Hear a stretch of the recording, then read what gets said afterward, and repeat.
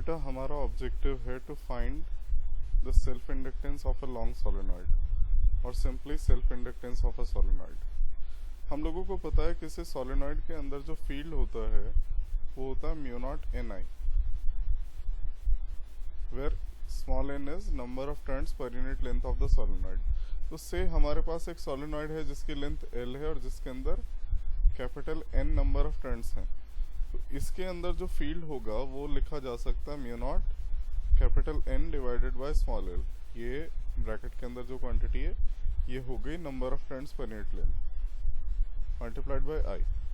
This is the magnetic field inside the solenoid. अब अगर हम इसका एक सिंगल लूप का एरिया कंसिडर करें, मान लेते हैं ये सिंगल लूप का एरिया ए है, तो flux associated with a single loop, flux associated with a single loop is BA, that is mu naught NIA divided by L. This is the flux associated with a single loop only. अब पूरी solenoid में कितने turns हैं? n number of turns हैं। तो total flux linkage of the solenoid will be n phi b, मतलब number of turns into flux linked with single loop. But by definition n phi होना चाहिए L I के equal, क्योंकि हम लोगों ने पहले पढ़ रखा है flux linkage phi B, total flux linkage जैसे हम मानते हैं, is equal to L I. यहाँ ये जो है ये टोटल फ्लक्स लिंकेज है, हमारे केस में टोटल फ्लक्स लिंकेज कितनी है? N phi B.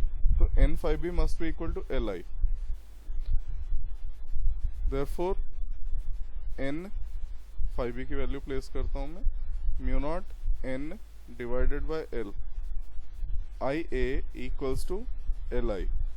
आई से आई यहाँ कैंसिल हो जाता है और हमारे पास बचता है L equals to mu naught n square capital A divided by l. This is the final expression.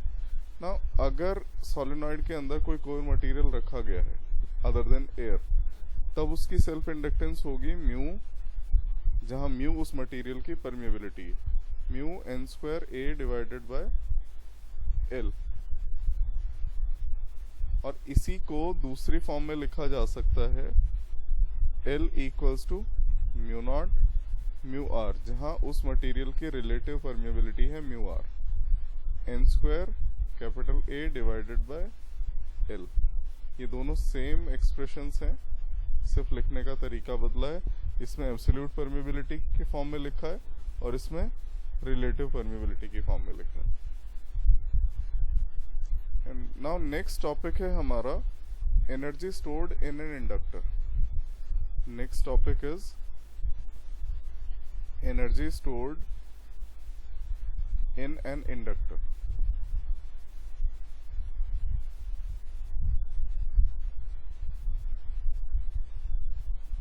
हम मान लेते हैं हमारे पास यहाँ एक इंडक्टर है जो सर्किट में कनेक्टेड है, से ये टर्मिनल्स ए बी के अक्रॉस कनेक्टेड है और इसमें करंट जो है वो इंक्रीज हो रहा है। तो ईएमएफ जो इंड्यूस होगा वो करंट के इंक्रीमेंट को अपोज करेगा। यहाँ induced EMF ends A B के अक्रॉस या टर्मिनल्स ए बी के अक्रॉस पोटेंशियल डिफरेंस की तरह से एक्ट करेगा। अब हम लोगों ने पहले पढ़ रखा है सेल्फ इंडक्टेंस की डेफिनेशन होती है L equals to EMF divided by rate of change of current. तो ईएमएफ को हम पोटेंशियल ड्रॉप की तरह से ले सकते हैं, तो हम कहेंगे potential drop across A B is equal to L d I over d T.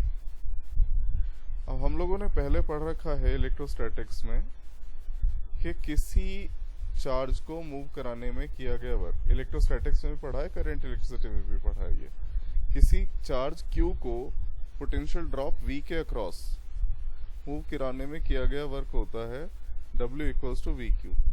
तो मैं एक small amount of charge dq consider कर रहा हूँ जिसे पॉइंट ए बी के अक्रॉस मूव कराया जाता है। इस प्रोसेस में किया गया वर्क dw होगा potential difference across AB into dq. Now potential difference across AB is L di over dt multiplied by dq. यहाँ मैं अगर इन दोनों टर्म्स को अलग से लिख लूँ, मैं इसे रीअरेंज करके ऐसे लिख सकता हूँ, L dq over dt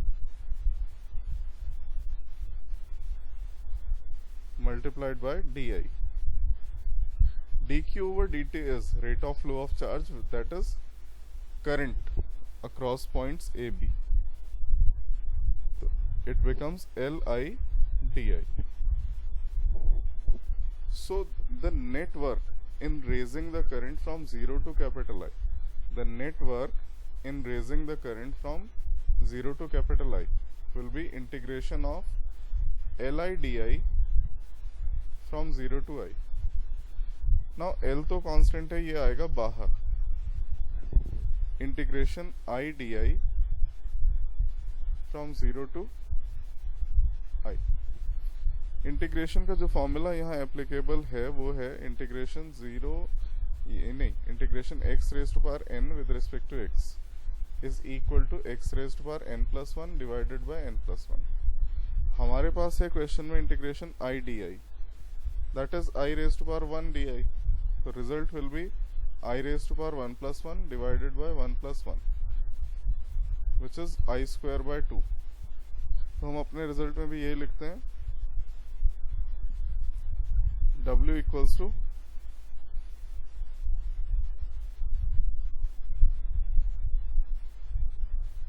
L I square by 2 from 0 to capital I. Limits place करते हैं, work done equals to L I square by 2 minus 0 square by 2. पहले अपर लिमिट प्लेस की, फिर लोअर लिमिट प्लेस की, which becomes half Li square, and this work gets stored as the potential energy or magnetic potential energy inside an inductor, that is half Li square. ये किसी inductor के अंदर stored magnetic potential energy है या magnetic energy है.